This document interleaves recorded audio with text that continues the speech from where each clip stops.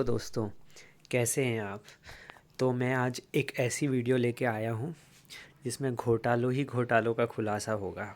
तो दोस्तों, मैंने अपनी कई एक वीडियो बनाई है जिसमें मैंने कट ऑफ को लेके बात की है, रिज़ल्ट को लेके बात की है। एमपी खासकर एमपी पुलिस और आईटीआईटीओ इन दोनों को लेके मैंने काफ़ी वीडियोस बनाई हैं, ठीक है। लेकिन दोस्तों, अभी हाल ही में जो मध्य प्रदेश में घटनाक्रम हुआ है रिज़ल्ट्स को लेके, जो कि आप सभी को पता ही होगा कि टॉपर्स 100 में से 101 नंबर लेके आ जा रहे हैं। और मैं ये नहीं कह रहा हूँ कि 101 नंबर उनके नॉर्मलाइज्ड होके गलत हो गए, बट वही इंसान एमपी पुलिस में डिसक्वालीफाई हो रहा है और फॉरेस्ट में 101 नंबर लेके आ जाता है। तो ये सोचने वाली बात है कि एमपी में लगातार ये हो क्या रहा है। वहीं पिछले साल की बात है, आप सभी को पता होगा, पटवारी घोटाला जो कि बहुत बड़ा है, जिसमें अभी तक कुछ नहीं हुआ है। तो मैं इन्हीं सब मुद्दों को लेकर सिलसिलेवार आप लोगों से बात करूंगा आज, और आपको बताऊंगा कि ये पिछले कई एग्ज़ाम्स में जो घोटाले हुए हैं, क्या इसका असर हमारे जो आने वाले और रिजल्ट्स हैं, जैसे कि एमपी पुलिस का एक बहुत बड़ा बड़ा रिजल्ट आने वाला है, उस पर पड़ेगा। वहीं एक आईटीआईटीओ जो कि एक मोस्ट अवेटिंग रिज़ल्ट है, क्या उस पर भी इसका असर पड़ेगा। और वहीं अभी हाल ही में जो सब इंजीनियर का रिज़ल्ट आया है, उसका कुछ भी ओपन नहीं हुआ, क्या उसमें भी कोई घोटाला हुआ है। तो आज हम इन्हीं सब बिंदुओं पे बात करेंगे कि किस रिज़ल्ट में क्या हुआ है, क्यों हुआ है, और आगे आने वाले रिज़ल्ट्स में क्या हो सकता है। क्या हमें डरने की ज़रूरत है, क्या हमें घबराने की ज़रूरत है कि हमारा रिज़ल्ट भी हम हो सकता है कि हम क्वालिफाई हो सकते थे, लेकिन हमारी सीट वो लोग ले जा रहे हैं जो कि मतलब कि जो कि लायक ही नहीं है, और पैसे को बलबूते पे वो हमारी सीट खा जा रहा है। तो हम उन्हीं सब बिंदुओं को लेकर आज बात करेंगे। उससे पहले दोस्तों, मैं आपको बताना चाहूँगा कि मेरी सबसे बड़ी शिकायत आप लोगों से ये है कि मेरी वीडियोस तो काफ़ी हज़ारों लोग देख रहे हैं, लेकिन सब्सक्राइब चैनल को नहीं कर रहे हैं। तो दोस्तों, आप खुद बताइए कि अगर मेरा चैनल ग्रो ही नहीं होगा तो मैं आप लोगों के लिए कैसे नई नई वीडियोस लेके आ पाऊँगा। मैं आपकी वीडियोस बनाने के लिए काफ़ी रिसर्च करता हूँ, उसके बाद वीडियोस लेके आता हूँ ताकि आपको ऑथेंटिक जानकारी दे सकूँ। बट आप लोग वीडियोस देख लेते हैं, लाइक भी कर देते हैं, काफ़ी लोग लाइक करते हैं वीडियोस को, बट चैनल को सब्सक्राइब नहीं कर रहे हैं लोग। तो दोस्तों, चैनल को ज़्यादा से ज़्यादा लोग सब्सक्राइब करें ताकि आपके लिए मैं और प्रयास कर सकूं, क्योंकि मुझे भी तो मोटिवेशन की एटलीस्ट ज़रूरत है। तो बस मैं यही कहूँगा कि दोस्तों, काफ़ी हज़ारों लोग वीडियो देख रहे हैं, बट चैनल को बहुत ही कम लोगों ने सब्सक्राइब करके रखा है। मेरे चैनल को सब्सक्राइब कर लीजिए ताकि आप ऐसी ही ऑथेंटिक अपडेट से जल्दी अपडेट हो सकें। तो दोस्तों, अब मैं मुद्दे पे आता हूँ। सबसे पहले अगर मैं बात करूँ जो कि पटवारी घोटाला, बहुत बड़ा घोटाला था, बहुत हुआ हल्ला हुआ, बहुत आंदोलन हुए, बट दोस्तों देखा आपने, लोग नौकरी कर रहे हैं। मतलब कि जिन लोगों ने मेहनत की, अच्छे नंबर लेके आए, वो बाहर बेरोज़गार आज भी बैठा है, बट वो लोग जिन लोगों ने लाखों रुपए दिए हैं वो आज नौकरी कर रहे हैं। तो दोस्तों, आप खुद सोचिए कि आपके साथ ये सही हो रहा है, आपके साथ, आपके और भी सहपाठियों के साथ, या आपके भाई बहन के साथ जो भी तैयारी कर रहे हैं, क्या उन लोगों के साथ ये सही हो रहा है। देखिए, मैं आपको ये पटवारी एग्ज़ाम की कटिंग की बात बताता हूँ। देखिए क्या लिखा है न्यूज़ में, पटवारी भर्ती की थर्ड टॉपर नहीं बता पाई मध्य प्रदेश में कितने ज़िले हैं। ये देखिए, ये हमारी पटवारी भर्ती की थर्ड रैंकर थी, लेकिन जब एक न्यूज़ एजेंसी ने इनसे सवाल किया कि मध्य प्रदेश में टोटल कितने ज़िले हैं, तो ये जवाब देने में नाकाम रही। वहीं अगर मैं बात करूं कि एक व्यक्ति जो है जिसने वीडियो में 15 लाख देकर नौकरी मिलती, तो क्या आप नहीं लेते, भास्कर ने पूछा, तो कहा ये फर्जी है, ठीक है। वहीं अगर मैं बात करूं कि एक तो ये है कि लाखों रुपए देके अपने मार्क्स बढ़वा लिए गए और नौकरी हुई, दूसरा है जो पटवारी भर्ती में पूर्ण दिव्यांग वो ही वन रक्षक में 100% फिट। आप खुद सोचिए दोस्तों, जिसने पटवारी भर्ती में दिव्यांग कोटे से फॉर्म भरा, लेकिन वही व्यक्ति वन रक्षक में 100% फिट है। तो ये क्या है, मतलब गजब एमपी का हाल है। एक एग्ज़ाम में आप दिव्यांग हो, दूसरे एग्ज़ाम में जिसमें फिजिकल रिक्वायरमेंट होती है उसमें आप 100% फिट हो। तो क्या ये संभव है। वहीं एक तो ये हो गया था जिसमें काफ़ी हल्ला हुआ, आंदोलन हुए, समितियां बना दी गई, रिटायर्ड हाईकोर्ट के जज में समितियां बना दी गई। कहाँ है उसकी रिपोर्ट, खुलासे क्यों नहीं हो रहे हैं। कुछ नहीं होने जाने वाला दोस्तों। वहीं अगर मैं दूसरी बात करूं आपसे, अब देखिए, एक ये नया सिपुगा छोड़ा गया था हमारे एमपी में, अभी 2-4 दिन पहले की बात है। 1.5 साल पहले कराई गई थी परीक्षाएं, जिसका ईएसबी नॉर्मलाइजेशन से जारी करेगा आईटीआई ट्रेनिंग ऑफिसर्स का रिजल्ट। अब मुझे ये बताओ कि ये जो खबर जिसने भी मतलब निकाली है, मुझे ये नहीं समझ में आता कि इसका मतलब क्या है। कृपया करके मुझे कोई मतलब समझाने की कोशिश करें कि आप सभी लोग तैयारी कर रहे हैं, आप सभी को पता है यदि कोई भी एग्ज़ाम एक से ज़्यादा शिफ्ट में होता है, कोई भी एग्ज़ाम यदि एक से ज़्यादा शिफ्ट में लिया जाता है तो उसका जो नॉर्मलाइजेशन जो होगा, मतलब जो उसमें नॉर्मलाइजेशन की जो प्रक्रिया है वो तो स्वाभाविक है। यदि कोई भी एग्ज़ाम एक से ज़्यादा शिफ्ट में, और आईटीआई टीओ का जो एग्ज़ाम है, कुछ ही ट्रेड ऐसी हैं जिनका एग्ज़ाम एक शिफ्ट में हुआ था, बाकी अधिकांश ट्रेडों का एग्ज़ाम एक से अधिक शिफ्टों में हुआ है। तो बताइए दोस्तों, क्या ये बात मायने रखती है कि ईएसबी नॉर्मलाइजेशन से जारी करेगा आईटीआई ट्रेनिंग ऑफिसर्स का रिजल्ट? मतलब क्या बच्चों को बेवकूफ़ बना रहे हो? मतलब अगर हमें कुछ अता पता नहीं है तो ऐसी खबरें प्लांट करने की कोई ज़रूरत नहीं है, बच्चे भ्रमित होते हैं इससे, ठीक है। और काफ़ी यूट्यूबर्स इस पे बड़ी खुशी से वीडियो बना रहे हैं कि रिज़ल्ट आने वाला है, नॉर्मलाइजेशन की प्रक्रिया होगी। भाई थोड़ा बहुत तो दिमाग रखो। क्या इतना दिमाग नहीं है कि एक से ज़्यादा शिफ्ट में अगर एग्ज़ाम हुआ है तो नॉर्मलाइजेशन उसमें होगा ही होगा? तो इसमें कहने वाली क्या बात है बताइए। भाई अगर मैं अब दूसरी बात करता हूँ, ये अजब गेम, ये अपना जो एमपी है ना, इसका बहुत ही गज़ब वाला है। आप खुद देखिए, अभी बर्न एंड जेल रिक्रूटमेंट टेस्ट का फाइनल रिजल्ट 2023 आया, उसमें 87% की जो लिस्ट आई है हमारे पास, उसमें जो टॉप 10 की लिस्ट है, टॉप 10 में आप फर्स्ट रैंकर को देखिए। फर्स्ट रैंकर जिनके रोल नंबर ये हैं और जिनका नाम है राजा भैया प्रजापति जी। वाह राजा भैया, आप तो राजा बन गए। सही बात है, राजा लोग तो ऐसे ही बनते हैं ना, छल कपट, मतलब राजा युद्ध में कोई मतलब साम दाम दंड भेद कुछ भी करके आप राजा बन जाइए। आपका तो नाम ही राजा है तो आप बन भी राजा गए हैं। आप इनके मार्क्स देखिए, 101.66, मतलब 101 और पेपर हुआ था हमारा 100 नंबर का। अब मैं आपको क्लियरली बता दूँ, 100 नंबर में हमारे 5 सब्जेक्ट आए थे। हिंदी आई थी, इंग्लिश आई थी, साइंस आई थी, मैथ आया था और जीके पूछा था, ठीक है। आप सोचिए दोस्तों, इन्होंने 101.66 इनके नॉर्मलाइज्ड मार्क्स हैं। मैं हाइपोथेटिकली मान लेता हूँ इनके 7 से 8 मार्क्स बढ़े हैं। यदि इनके 7 से 8 मार्क्स बढ़ते हैं तो इनके रो मार्क्स कितने होंगे आप खुद सोचिए दोस्तों। इनके रो मार्क्स होंगे कम से कम 93 94, ठीक है। इतने इनके रो मार्क्स होंगे, 93 94। तो 5 सब्जेक्ट में जो इंसान 95% स्कोर कर रहा है, सोच पा रहे हैं आप दोस्तों? 5 सब्जेक्ट में जो व्यक्ति एक एग्ज़ाम में 95% स्कोर कर रहा है, वहीं उसी व्यक्ति को अब दूसरे एग्ज़ाम में बैठाइए जहाँ केवल कितनी चीज़ें आएंगी मैं आपको बता देता हूँ। मैथ आएगा आपका, रीजनिंग आएगी, जिसको मैथ आता है ना उसकी रीजनिंग स्वाभाविक अच्छी होती है। वहीं जीके, मतलब एक एग्ज़ाम है वहाँ 5 सब्जेक्ट हैं, इसमें आप 95% स्कोर कर रहे हैं। वहीं दूसरा एग्ज़ाम है जिसमें ओनली 3 सब्जेक्ट हैं, मैथ है, रीजनिंग है और जीके है, मतलब ओनली 3 सब्जेक्ट हैं, और उसमें आप कितना स्कोर कर रहे हैं? उसमें आप 60 भी स्कोर नहीं कर पा रहे हैं। मतलब आपका स्कोर इतना भी नहीं हो रहा है कि आप फिज़िकल के लिए क्वालिफाई कर जाएं।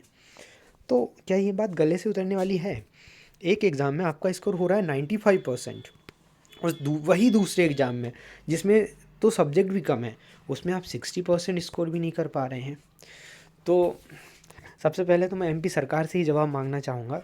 दूसरी चीज़, आयोग इस चीज़ का स्पष्टीकरण ज़रूर दें कि जो व्यक्ति एमपी पुलिस में क्वालिफाई तक नहीं कर पाया, मतलब 60% मार्क्स भी स्कोर नहीं कर पाया, वो व्यक्ति दूसरे एग्ज़ाम में 2 सब्जेक्ट ज़्यादा होते हुए 95% मार्क्स कैसे ला सकता है? थोड़ा बहुत तो रहम खाओ हमारे ऊपर। मैं सरकार को भी कह रहा हूँ और आयोग को भी कह रहा हूँ। मतलब तुम लोग तो बैठ गए हो, लाखों रुपए की नौकरी मिल गई है तुम्हें, तो तुम्हारा तो करियर सेट है। हम लोगों पे दया खा लो भाई थोड़ी सी। मतलब कैसे कैसे लोग तैयारी कर रहे हैं, थोड़ा बहुत तो सोच लो। तुम्हारे बच्चों का तो करियर सेट है, तुमने तो भ्रष्टाचार में इतना पैसा कमा लिया है कि तुम्हारी तो 7 पुश्तें बैठ के खाएंगी, ठीक है। लेकिन हमारे बारे में सोचो, हम कैसे कैसे लोग भोपाल, इंदौर, जबलपुर, ग्वालियर ऐसी सिटी में रह के कैसे कैसे अपना महीना निकाल रहे हैं, कैसे दोनों टाइम का खाना बना के खा रहे हैं। 1500 2 हज़ार के रूम में लोग कैसे 3 लोग रह रहे हैं। थोड़ा बहुत तो शर्म कर लो, डूब के मर जाना चाहिए। मतलब इतना गुस्सा है ना कि तुम्हारा करियर बहुत अच्छे से सेट, मैं पूरे राजनेताओं से कह रहा हूँ, पूरे ये ईएसबी के पूरे अधिकारियों से कह रहा हूँ। थोड़ा सा सोचो। और मैं एक दो बच्चों की बात नहीं कर रहा हूँ, लाखों बच्चे हैं जो ईमानदारी से तैयारी कर रहे हैं, अपना घर द्वार छोड़ के एक एक मतलब 10 बाई 10 के रूम में 3 3 लोग रह रहे हैं। तुम्हारे तुम्हारे नौकर लोग नहीं रहते हैं ऐसे रूम में, हम बच्चे रह के पढ़ रहे हैं। और तुम लोग क्या कर रहे हो हमारे करियर के साथ खिलवाड़। वहीं एमपीपीएससी में क्या लगा के रखा है तुम लोगों ने, 5 5 साल हो गए तुम लोग रिजल्ट नहीं दे रहे हो यार। मतलब क्या है ये। मैं इस भाषा पे उतर आया हूँ, इसकी वजह आप सभी लोग हो, ठीक है। मतलब बच्चों के बारे में थोड़ा सा सोच लो। और इतनी मेजोरिटी पा गए हो कि मतलब कुछ भी करोगे, मनमानी करोगे, अधिकारियों पे तो कोई लगाम है ही नहीं। हम्म? मतलब लाखों रुपए ले लेके तुम एक एक सीट बेच दे रहे हो। हाँ, अब ये फॉरेस्ट का रिजल्ट आया, इसमें फर्स्ट रैंकर को देखो, मतलब थोड़ी सी तो शर्म कर लो, मर जाओ पानी में डूब के। मतलब शर्म कर लो कि 101 नंबर बंदा पा रहा है, ठीक है, मान रहे हैं कि हाँ हो सकता है 100 मार्क्स के एग्ज़ाम में हो सकता है नॉर्मलाइज होके हो जाते हैं। वहीं वही बंदा एमपी पुलिस में तुम्हारा 60% भी नहीं ला पा रहा है कि वो फिज़िकल के लिए क्वालिफाई हो जाए। मतलब मैं ये कह रहा हूँ। वहीं अब देखिए ये पटवारी का रिजल्ट देखिए आप। अब ये थी हमारी महानुभाव थर्ड रैंकर, जिसने ऑल एमपी में पटवारी एग्ज़ाम में 8 सब्जेक्ट थे उसमें, तो कितने 8 सब्जेक्ट थे। 8 सब्जेक्ट होते हुए इन्होंने थर्ड रैंक हासिल की थी। और जब इनसे पूछा गया कि एमपी में टोटल ज़िले कितने हैं, मैं ऐसे हवा हवाई बात नहीं कर रहा हूँ, इनकी वीडियोस पढ़ी हैं, नेशनल मीडिया ने इनसे सवाल किया कि टोटल एमपी में ज़िले कितने हैं, ये ज़िले बताने में नाकाम रही थी। तो और सबसे बड़ी बात, ये महानुभाव जो हैं, ये दीदी जो हैं, ये जॉब कर रही हैं आज की डेट में, मतलब मर जाना चाहिए। थोड़ी सी तो शर्म कर लो। मतलब कुछ मतलब मैं यूट्यूब की थोड़ी सी पॉलिसीज़ है, नहीं तो मैं और भी बुरा बोल सकता हूँ, क्योंकि बच्चों की ज़िंदगी बर्बाद कर दी यार तुम लोगों ने, क्या लगा के रखा है। अब देखिए इसमें तो इतना हो गया। अब हमारा हाल ही में आप सभी को पता था कि सब इंजीनियर का रिज़ल्ट आया है अभी। सब इंजीनियर का 10 15 दिन हो गए तब रिज़ल्ट आया है। तो ये बताइए क्या उसमें आप लोगों ने घोटाला नहीं किया होगा। मतलब ये बता दीजिए क्लियर, तुम भीख मांग लीजिए ना रोड पे आके, लाखों रुपए मिल जाएंगे ऐसे ही। हम लोगों की ज़िंदगी को ख़राब कर रहे हो भाई। अभी सब इंजीनियर का रिज़ल्ट आया है, मतलब कौन कहेगा कि आपने उसमें नहीं किया होगा घोटाला। कुछ चीज़ ओपन नहीं हुई है मान लो, उसमें कुछ ऐसा शो नहीं हो रहा है कि उसमें आपने किया होगा, ठीक है हम मान लेते हैं वो सही है। उसके बाद आपने फॉरेस्ट के रिज़ल्ट में ये घोटाला कर दिया। वहीं दूसरी चीज़, अब हमारे दो बहुत बड़े रिज़ल्ट आने वाले हैं, एमपी आईटीआई टीओ। ये बताइए कि पिछले कई एक बार आप रिज़ल्ट 40 45 दिन में जारी कर दे रहे हैं, लेकिन ये एमपी आईटीआई टीओ का जो रिज़ल्ट है 2 महीने से ज़्यादा हो गया, लेकिन आप लोग जारी नहीं कर रहे हैं। बताइए क्या क्या सेटिंग चल रही है अंदर ही अंदर, मुझे तो ये नहीं आ रहा है समझ में।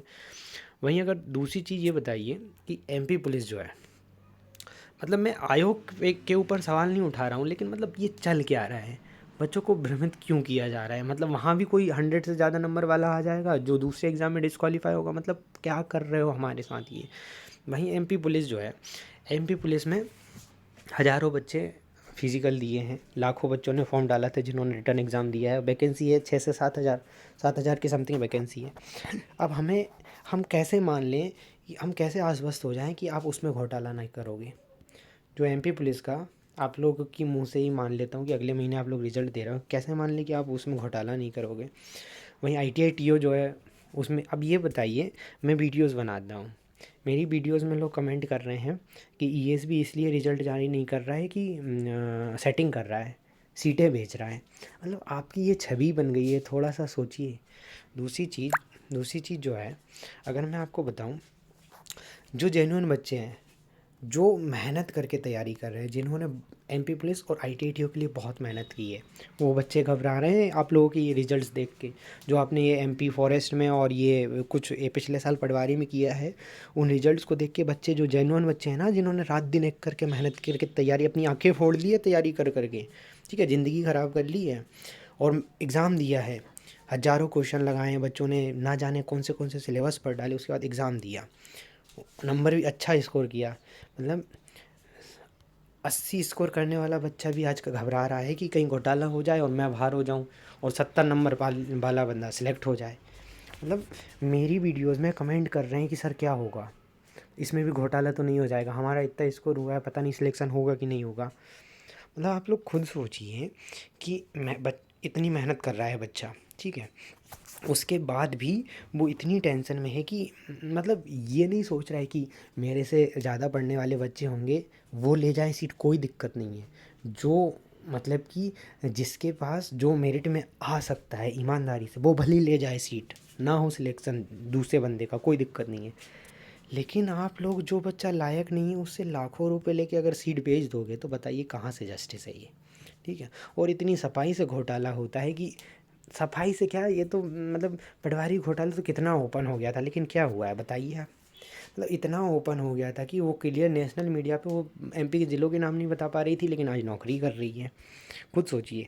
और मतलब उस समय इतना हुआ हल्ला हुआ, आपने कमेटी गठित कर दी और कमेटी ने जांच भी कर ली, पता नहीं क्या जांच की, रिपोर्ट में सबको क्लीन चिट दी नहीं दी, वो रिपोर्ट आप लोग दबा के बैठ गए, उसको ओपन ही नहीं की। थोड़ी तो शर्म कर लो भाई, क्यों खेल रहे हो हमारे भविष्य के साथ। तो ये तो मैंने कह दिया जो मुझे अंदर था, मेरे सब कुछ कह दिया मैंने। दूसरी चीज़ मैं दोस्तों आपको बताऊं कि आपके अंदर जो घबराहट है, मैं समझ पा रहा हूँ। आप जो टेंशन ले रहे हो, बहुत अच्छा स्कोर हुआ है आप सबका, अच्छा स्कोर होने के बाद भी आप काफ़ी घबरा रहे हो। मैं समझ पा रहा हूँ कि आपकी घबराहट की वजह क्या है। बस मैं आपको दोस्तों इतना ही कहूँगा, जैसे कि सब इंजीनियर का रिज़ल्ट हमें साफ़ सुथरा लग रहा है, फॉरेस्ट और ऐसे रिज़ल्ट तो ऐसा है इसमें ज़्यादा मास में बैठते हैं तो इनमें घोटाले की संभावना ज़्यादा होती है। वहीं अगर मैं ITI TO की बात करता हूँ तो ITI TO वाले बच्चे जो हैं वो ज़्यादा परेशान हैं। MP पुलिस तो ठीक है, लेकिन ITI TO वाले बच्चे जो हैं वो बहुत ज़्यादा परेशान हैं कि मतलब हमारा क्या होगा, घोटाले से हमारी सीट तो नहीं चली जाएगी, इतना अच्छा स्कोर हुआ है उसके बाद भी मतलब कोई और ले जाएगा हमारी सीट उठा के। तो दोस्तों बस मैं आपको इतना कहूँगा कि आप बिल्कुल ना घबराएं, घबराएं बिल्कुल नहीं।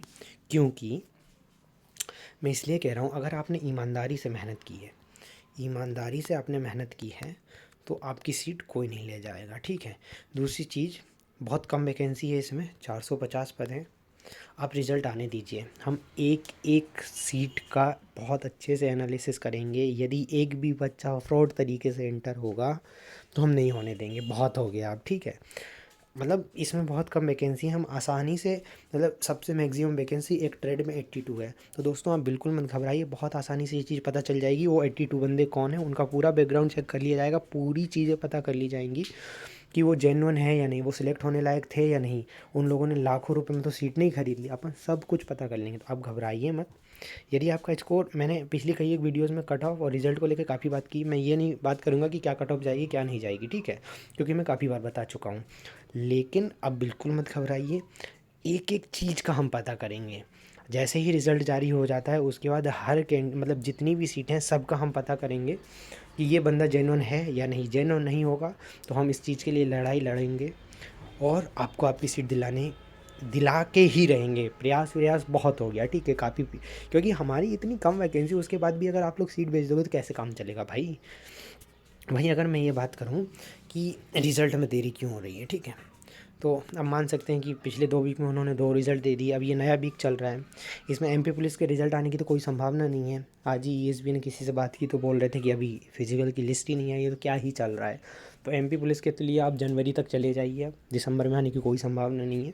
वहीं अगर मैं ITI TO की बात करता हूँ, ठीक है, तो ITI TO की जो संभावना दिख रही है, हमारे पास अभी 3 दिन बचे हैं, आज का दिन बचा है, कल का और परसों का, मतलब अभी से भी 3 दिन बचे हुए हैं, 3 डेज़ हमारे पास हैं। तो पूरी संभावना है कि 3 डेज़ के अंदर आपका रिज़ल्ट जारी हो जाएगा। अगर 3 डेज़ में नहीं आता है तो आप ये मान के चलिए कि आपका 31 दिसंबर नहीं होगा, उससे पहले रिज़ल्ट जारी कर दिया जाएगा, ठीक है। तो आज कितनी तारीख हो गई है हमारे पास, आज 19 तारीख हो गई है, ठीक है, आज 19 तारीख हो गई है। तो आप मान के चलिए अगले 10 दिन के अंदर, मैं तो ये कह रहा हूँ कि आप बस ये 3 दिन का वेट कर लीजिए, हो सकता है आज शाम तक रिज़ल्ट अपडेट हो जाए, आज कल परसों, यदि 3 दिन में नहीं आया तो नेक्स्ट वीक में तो 100% रिजल्ट आएगा, क्योंकि आयोग ही खुद कह रहा है, ठीक है।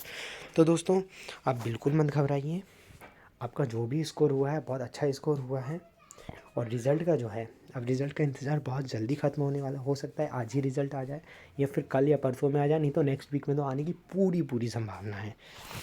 तो बाकी और भी कोई भी क्वेरी है आप कमेंट बॉक्स में करें, कमेंट बॉक्स में लिख के मुझे बताएं। बाकी मैंने अपना कॉन्टैक्ट नंबर भी दे के रखा है अपने शॉर्ट्स में, उसमें जाके आप मुझे व्हाट्सएप पे कांटेक्ट कर सकते हैं। मैं जो भी पॉसिबल हो सकती है मैं आपकी मदद करने की कोशिश करूँगा। यदि किसी भी बच्चे को कोई भी डाउट है, किसी भी प्रकार की कोई भी घबराहट है, वो मेरे से कॉन्टैक्ट ज़रूर करे, ठीक है। वहीं अगर मैं दूसरी बात कहूँ कि मैंने सब्सक्राइब करने के लिए तो बोल ही दिया है, मेरी इस वीडियो को अपने एमपी पुलिस और आईटीआई टीओ दोनों दोस्तों के साथ, दोनों साथियों के साथ ज़रूर शेयर करें, क्योंकि सभी लोग घबरा रहे हैं। मैं चाह रहा हूँ अगर मेरी बातें सुन के अगर सामने वाले को थोड़ी सी भी तसल्ली मिले तो आप ज़रूर ये चीज़ प्रयास करें कि अपने उन साथियों के साथ मेरी ये वीडियो को ज़रूर शेयर करें, ठीक है दोस्तों। बाकी ज़्यादा से ज़्यादा लोगों से चैनल को सब्सक्राइब करवाइए, ताकि मैं और नई नई ऐसी अपडेट्स आपके लिए लेके आ सकूं। धन्यवाद फ्रेंड्स।